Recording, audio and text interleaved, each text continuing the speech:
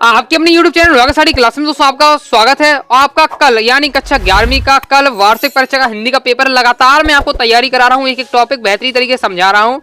Okay दोस्तों, सभी video अगर आप देखना चाहते हैं, जितनी मैंने डाल दी है, आप तैयारी करना चाहते हैं बेहतरीन तरीके से बचे हुए समय में।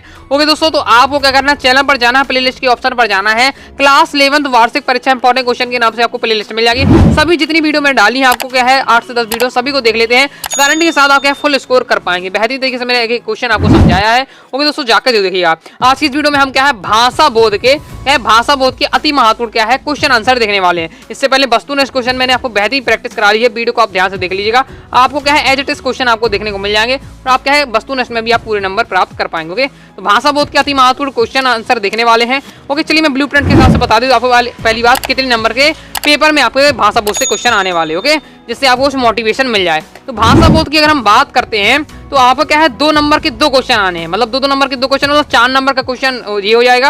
ओके, 3 नंबर के क्वेश्चन ये हो जाएगा। ओके, आपका तो आपका कितने नंबर का हो जाएगा 4 3 7 नंबर का, 7 नंबर के आपके क्वेश्चन आंसर आपके आने वाले। ओके, तो इसलिए इसको हल्के में लेना है। मैं आपको कुछ क्या है 4 से 5 मिनट की इस वीडियो में आपको क्या है कुछ क्वेश्चन बताने वाला हूँ। 4 से 5 क्वेश्चन अच्छे से तैयार कर लीजिएगा, 7 नंबर पक्का कर पाएंगे। ओके, तो चलिए मैं आपको बताऊं पहले 2 नंबर के किस प्रकार से आपके क्वेश्चन पूछे जा सकते हैं। ओके, तो चलिए स्टार्ट कर लेते हैं।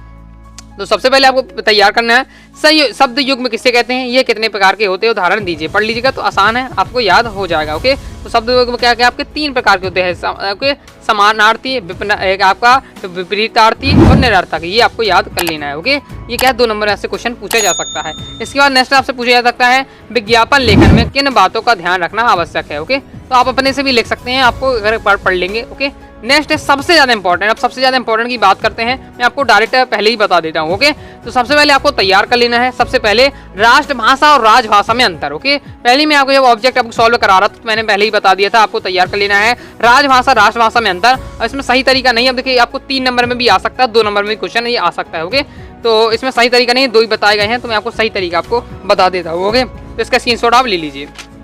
तो ये आपका दिया है राष्ट्रभाषा राजभाषा में अंतर, पॉइंट वाइज पॉइंट दिया है, स्क्रीनशॉट लीजिए। मैं आपकी 12वीं की पुस्तक से बता रहा हूँ, अभी से याद कर लेंगे तो आपके क्या है 12वीं के लिए की भी हो जाएगा, क्योंकि 12वीं में यही बहुत ही ज्यादा इंपॉर्टेंट क्वेश्चन है राष्ट्रभाषा और राजभाषा में अंतर। ओके, तो ये पॉइंट वाइज पॉइंट दिया, आपको याद कर लेंगे, पहला पॉइंट है, ये दूसरा पॉइंट है, स्क्रीनशॉट आप इसका फास्ट ही लीजिए।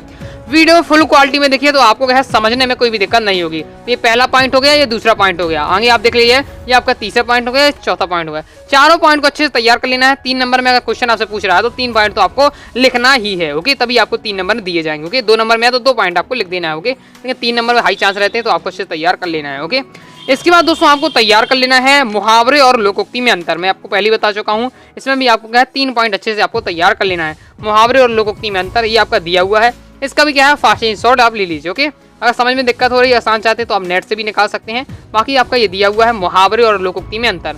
ओके, क्वेश्चन मेरा उद्देश्य मैं आपको क्वेश्चन बता दूंगा, आपको कौन कौन अच्छे से आपको तैयार करके जाना चाहिए। ओके, बाकी सॉल्यूशन तो आप निकाल ही लेंगे कहीं से भी।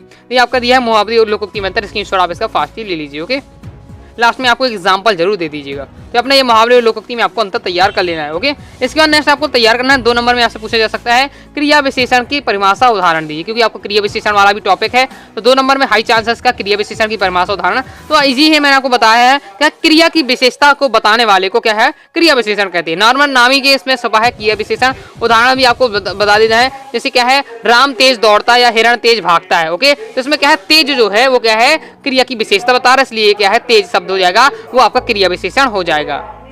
ओके, आगे देख लेते हैं। आगे तो मैंने आपको क्रिया विशेषण की परिभाषा मैंने आपको बताई, समझा भी दिया है। ओके, बहुत आसान है, क्रिया की विशेषता बताने वाले को क्या कहते हैं क्रिया विशेषण।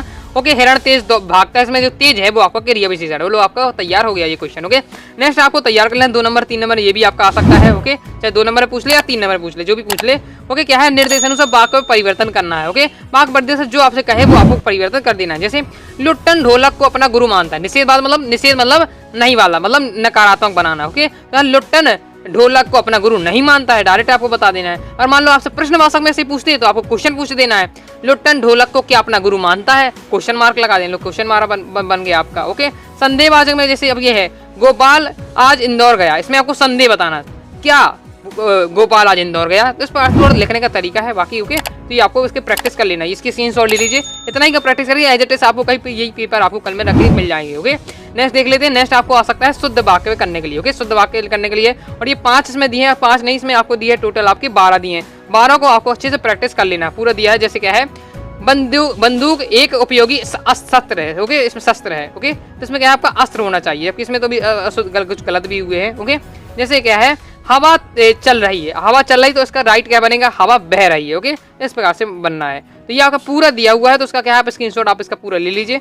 ये आपका दिया पूरा प्रैक्टिस आपको कर लेना है। ओके, मैं आपको एक नहीं समझा रहा हूँ, आपको क्रम से एक क्वेश्चन दिए हैं या इनका सॉल्यूशन दिए, इस प्रकार से करना है, आप देख लीजिएगा। ओके, फास्ट इंस्टॉल ले लीजिए। तो आपसे क्या है या बाक में परिवर्तन करने के लिए पूछे या बाक में शुद्धिकरण के लिए पूछ सकता है। ओके, कुछ टॉपिक है जो आ सकते हैं, लेकिन इसमें क्या है क्वेश्चन के रूप में नहीं दिए, लेकिन मैं आपको बता देगा क्योंकि आपके ब्लूप्रिंट में दिए हुए हैं और ऑब्जेक्ट में भी क्वेश्चन आए हैं। तो आपको 3 शब्द टॉपिक जरूर मिलेंगे शब्द में। एक आपको मिला होगा निपात शब्द, एक आपको मिला होगा तकनीकी शब्द और एक क्षेत्रीय शब्द। तीनों की क्या है 2-2 नंबर में आपसे परिभाषा उदाहरण पूछा जा सकता है। तो चलिए मैं आपको उन्हें समझा देता हूँ शॉर्ट में। ओके, तो पहले आपको देखिए क्षेत्रीय शब्द। क्षेत्रीय शब्द क्या कहलाते हैं ये 12वीं से बता रहा हूँ, लेकिन आपको क्या है आपको वही ब्लूप्रिंट में है तो आपसे पूछा जा सकता है और ऑब्जेक्टिव भी पूरे इसी से बने हुए। ओके, तो क्षेत्रीय शब्द क्या कहलाते हैं किसी देश के रूप में या किसी क्षेत्र विशेष में, जिले क्षेत्र में मतलब छोटे से हिस्से में बोले जाने वाले क्या है शब्द को क्या क्षेत्रीय शब्द कहते हैं। जैसे एग्जांपल याद करिए, जैसे फटाफट, ओके, कांच, मुक्का, लोटा, लुटियां, ये सब जो अपन करते हैं ये सब क्षेत्रीय शब्द है। तकनीकी शब्द देख लीजिए, तो तकनीकी शब्द क्या होते हैं किसी विषय में संबंधित ऐसे शब्द जिनका प्रयोग केवल मुख्य विषय के रूप में किया जाता है, उन्हें तकनीकी शब्द कहते हैं। मतलब कोई फिक्स शब्द है जिनका उपयोग केवल क्या है हम क्या है फिक्स स्थान पर करते हैं। जैसे गुरुत्वाकर्षण बल। अब गुरुत्वाकर्षण की अगर बात करें जो हम भौतिक शास्त्र पढ़ेंगे, अपने फिजिक्स पढ़ेंगे, तभी हम गुरुत्वाकर्षण या वेग या त्वरण की बात करेंगे, तो ये फिक्स शब्द हैं, तो ये कहलाते हैं आपके तकनीकी शब्द। निपात शब्द सबसे ज्यादा इंपॉर्टेंट है। तीनों शब्द में अगर आप बात करिए तीनों की परिभाषा में निपात शब्द सबसे ज्यादा पूछा जाता है। मैं बता भी चुका हूँ ऑब्जेक्ट वाली वीडियो में। क्या है निपात शब्द क्या है किसी भी क्या है बात में अतिरिक्त भार देने के लिए जिन शब्दों का प्रयोग किया जाता है उन्हें क्या है निपात शब्द कहते हैं। ओके, तो परिभाषा देख सकते हैं, जैसे एग्जाम्पल में तक, मत, भी, क्या, हाँ, भी, ये सब क्या है निपात शब्द है। जैसे उदाहरण में तुम्हें आज रात रुकना ही पड़ेगा, तो इसमें जो ही शब्द है वो क्या है आपका निपात शब्द है। तो आई होप आप समझ चुके हैं। चलिए आगे देख लेते हैं। नेक्स्ट आपको तैयार करना है भाव पल्लवन। भाव पल्लवन तैयार करने का टॉपिक नहीं है, ये आपको अपने से ही आपको लिखने हैं। ये साहित्य समाज का दर्पण है, ये आपको टॉपिक दे दिया है। ओके, इसके बारे में आप एक बार पढ़ लेते हैं तो आपको समझ में आएगा कि क्या बात करना है। बस आपको 3 से 4 लाइन आपको पेपर में लिखनी पड़ेंगी। ओके, ये 3 नंबर का है, 2 नंबर की रहेगा, 3 से 4 लाइन लिखनी है आपको। ओके, मतलब एक लाइन को आपको थोड़ा भाव पल्लवन करना है, अपनी भाषा में आपको बता के 3 से 4 लाइन बनाना है। ओके, मतलब कुछ छोटी चीज को बड़ी चीज में करना है, यही आपका भाव पल्लवन कहलाना है। टॉपिक को पढ़ लेंगे तो आपसे बन जाएगा, कोई भी दूसरा बन जाए उसके टॉपिक बस थोड़ा बहुत भी आपको 3-4 लाइन बस का ज्ञान होना चाहिए, ज्यादा नहीं ज्ञान होना चाहिए। केवल 3-4 लाइन आप लिखने में सक्षम हो तो आपका काम चल जाएगा। ओके, ये दिया हुआ इनका आपको प्रैक्टिस कर लेना। ओके, इन्हीं टॉपिक में से आपको देखने को मिल जाएगा, ये सब लिखे हुए टॉपिक। संवाद लेखन है तो ये नहीं आता तो आपको इसे नहीं तैयार करना, अब डायरेक्ट आपको तैयार करना है अनुच्छेद लेखन। ओके, अनुच्छेद लेखन में भी आप वही टॉपिक समझ सकते हैं, चाहे भाव पल्लवन की बात करें चाहे अनुच्छेद लेखन करें, आपको 3 से 4 लाइनें आपको लिखनी पड़ती हैं। ओके, अगर यार लॉन्ग में 4 नंबर में अगर अनुच्छेद लेखन आ रहा लॉन्ग वाले में भी आ सकता, मतलब निबंध के रूप में आ जाए, फिर आपको क्या है 1-1.5 पेज आपको लिखना पड़ेगा। लेकिन अगर ये 2-3 नंबर में आ रहा आपका अनुच्छेद लेखन तो आपको क्या है 3 से 4 लाइन लिखना है। इंपॉर्टेंट कौन कौन से, तो विद्यार्थी और अनुशासन है, संगठन में शक्ति है, यही दिया है, और खेलों का महत्व ये दिया है। ओके, पढ़ लीजिएगा एक बार, आपको पढ़ना बस है। ओके, और आप अपनी भाषा में लिख सकते हैं, इसमें कोई अब रटने का चीज नहीं है, आप देख सकते हैं ये आपका दिया हुआ है। ओके, तो यही टॉपिक थे, मैंने पूरे टॉपिक आपको समझा दी किस प्रकार से आपको क्या ट्रिक का यूज करना है, कहाँ आपको याद करने की आवश्यकता है, यही टॉपिक आपको अच्छे से तैयार कर लेना, पूरा मैंने दिखा भी दिया है। ओके, तो आप समझ चुके हैं कि आपको ये 7 नंबर अपने भाषा बोध से आप किस प्रकार से अपना पक्का कर सकते हैं। वीडियो पसंद है वीडियो को लाइक करके चैनल को सब्सक्राइब जरूर करेगा। कौन सा टॉपिक समझना चाहते हैं, कौन से में आपको टॉपिक में दिक्कत हो रही है, कमेंट करके जरूर बताइएगा। ओके दोस्तों, साथ ही क्या टेलीग्राम को ज्वाइन कर लीजिएगा, इंस्टाग्राम में भी फॉलो कर लीजिएगा, जिससे मैं आपकी सहायता कर सकूँ। ओके, साथ ही क्या अनुराग स्टडी क्लासेस के प्ले स्टोर से अपने ऐप को भी डाउनलोड कर सकते हैं। तो मिलते हैं नेक्स्ट वीडियो में, तब तक के लिए बाय बाय।